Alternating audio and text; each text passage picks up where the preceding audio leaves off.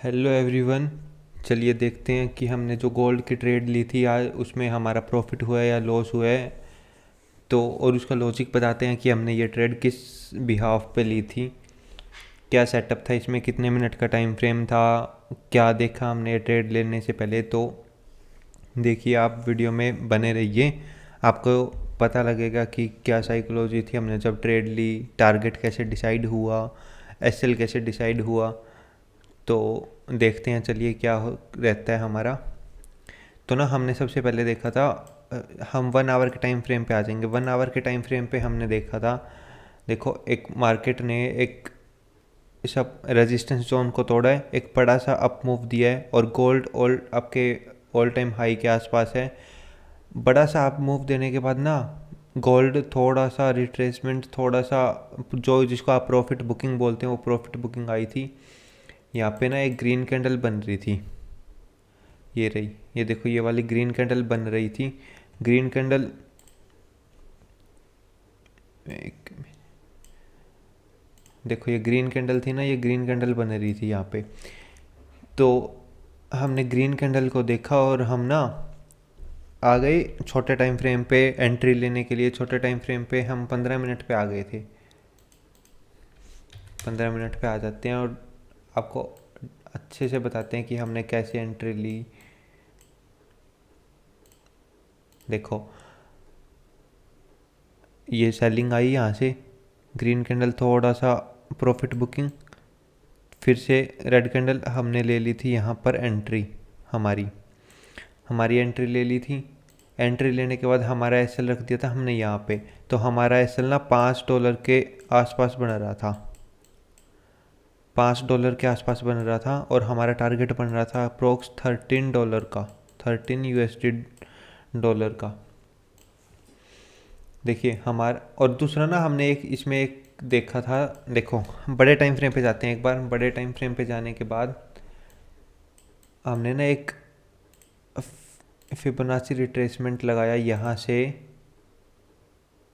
यहाँ तक। तो जब भी ना प्रॉफिट, जब भी एक बड़े से अप मूव के बाद या बड़े से डाउन मूव के बाद ना एक प्रॉफिट बुकिंग आती है। प्रॉफिट बुकिंग ना फिबोनाची के 0.5 के लेवल तक आए ना, तो मानते हैं कि वहाँ से वो प्रॉफिट बुकिंग आ गई। वहाँ से रेजिस्टेंस लेने के बाद मार्केट अपसाइड का मूव करेगा, क्योंकि मार्केट एक बड़ी सी अपसाइड की रैली करके आया, उसके बाद थोड़ी सी प्रॉफिट बुकिंग। तो ये लेवल होता है हमारा बाइंग का।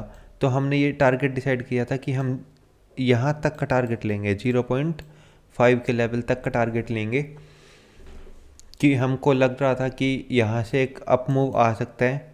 तो हमने सिर्फ यहीं तक का टारगेट रखा। तो देखिए छोटे टाइम फ्रेम पे जाते हैं एक बारी दोबारा।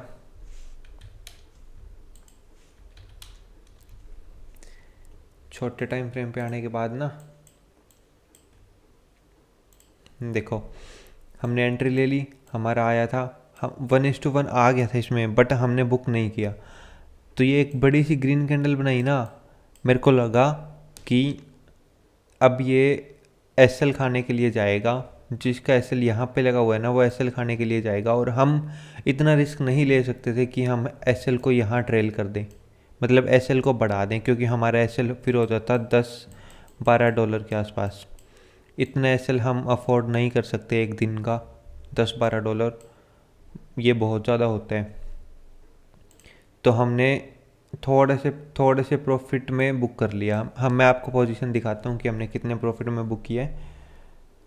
तो हमने यहाँ पे बुक कर लिया था अप्रोक्स 0.0112 के आसपास प्रॉफिट बुक किया है हमने लगभग। इंडिया ब्रेक इवन पे, मान लो कि ब्रेक इवन पे हमने प्रॉफिट बुक कर लिया। तो हमने यहाँ पे बुक कर लिया। देखो अगर किसी ने एसएल यहाँ कर दिया हो ना, अपना एसएल बढ़ा दिया हो, ये गोल्ड वहाँ तक नहीं आया है। देखो एसएल यहाँ था, बट ये यहीं से रिवर्सल ले गया है और एक बड़ा टारगेट दे दिया था।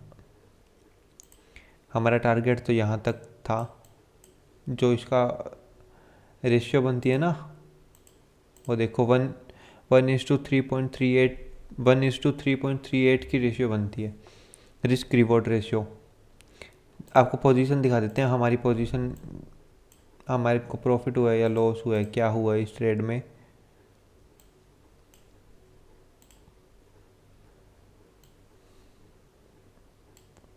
ये रही, ये थी हमारी पोजीशन। 0.01 लॉट था और हमारा ये भी था कि हमारा बिल्कुल सबसे कम लॉट साइज़ था, बिल्कुल छोटा लॉट था हमारा। उसमें भी अगर हमको 10-12 डॉलर का रिस्क बनता ना तो ये बहुत ज़्यादा रिस्क होता है 0.01 लॉट साइज़ पे।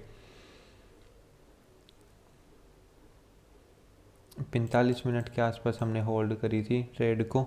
इसमें ना देखो, हम बिल्कुल ब्रेक इवन पे हमने एग्ज़िट कर दिया, बिल्कुल ब्रेक इवन पे ये हमारा, वरना क्योंकि मेरे को पता लग गया था कि ये रिवर्स होएगी ट्रेड, वरना ये हमारा $5 का $5 नेगेटिव में हो जाता हमारा।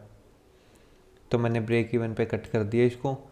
बस यही था लॉजिक कि हमने एक बड़े टाइम फ्रेम पे 1 आवर पे एक बड़ा सी बाइंग आई थी।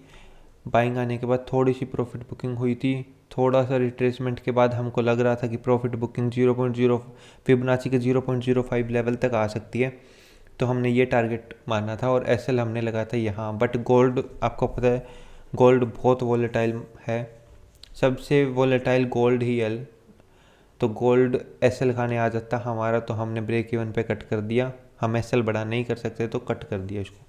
ब्रेक इवन पे कट करना सही है, ना कि अपने को पता लग जाए ना पहले ही कि ब्रेक इवन पे कि ये लॉस लेगा या टारगेट लेगा।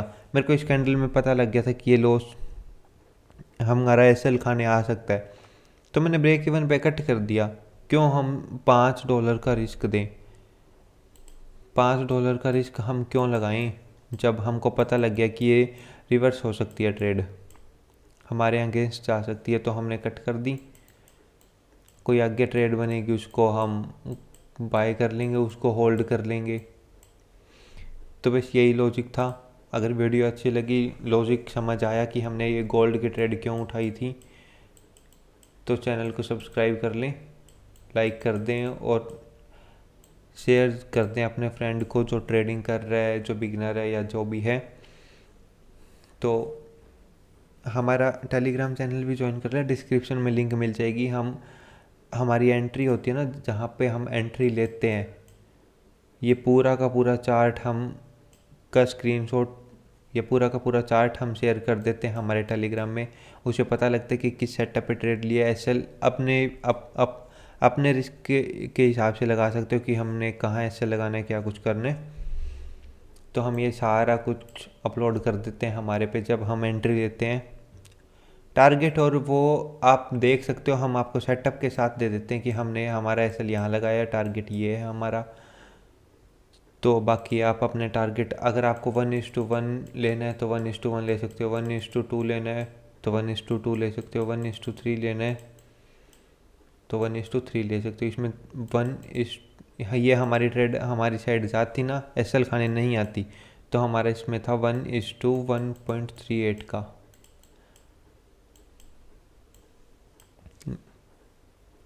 वन इज टू वन नहीं, सॉरी, हमारा इसमें था 1:3.3 का टारगेट था।